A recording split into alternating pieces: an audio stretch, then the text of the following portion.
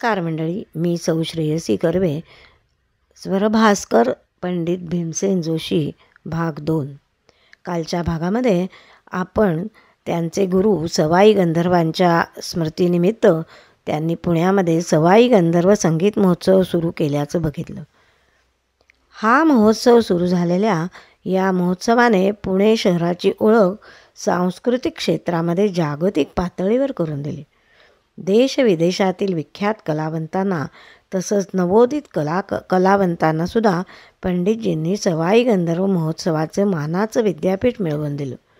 गायन, वादन, नृत्य यांचं व्यासपीठ असलेला हजारो रसिकांच्या उपस्थितीमध्ये त्रिरात्र साजरा होणारा हा संगीत महोत्सव आज इतकी वर्ष मोठ्या दिमाखामध्ये सुरू आहे. शेवटच्या दिवशी रात्री होणाऱ्या पंडितजींच्या गायनासाठी असंख्य सुश्रोते वाट पाहत असत.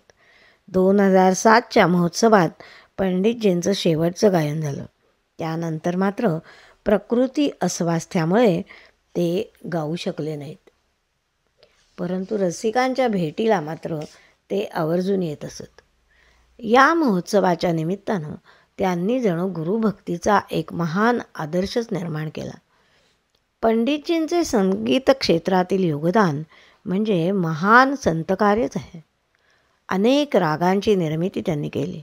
त्यापैकी ललत भटियार, कलाश्री, हिंदोलिता हे राग जास्त लोकप्रिय आहेत. काही चित्रपटांमधूनही पंडितजी गायले. गुळाचा गणपती चित्रपटातील त्यांचं इंद्रायणी काठी ही रचना त्यांची रसिकांच्या हृदयाला जाऊन भिडणारी आहे. धन्य ते गायनी कळा या नाटकालाही त्यांनी संगीत दिलं.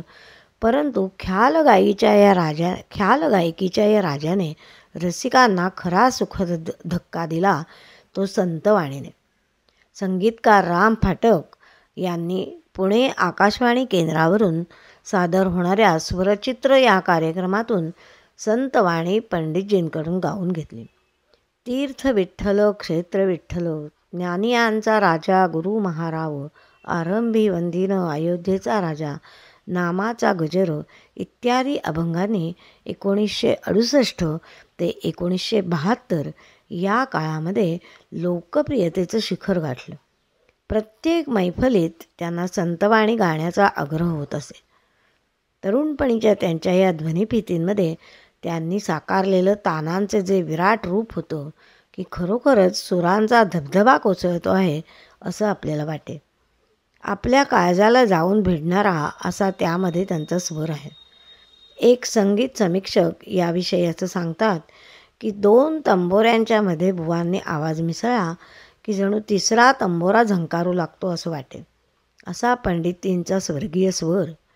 साक्षात ब्रह्मांडालाही भेदून जाण्याची ताकद ज्याच्या स्वरामध्ये होती असे हे महान गान तपस्वी. ज्येष्ठ संगीतकार श्रीनिवास खळे त्यांच्याविषयी म्हणतात की भीमसेन अण्णा हे चतुरस्त्र गायक. परंतु ही ताकद, ही गायकी त्यांच्यात कशामुळे आली तर खळे काका म्हणतात की त्यांच्यातील विद्यार्थी वृत्तीमुळे याचं उत्तर मला मिळालं. आपण एका स्तरापर्यंत पोचलो आहोत.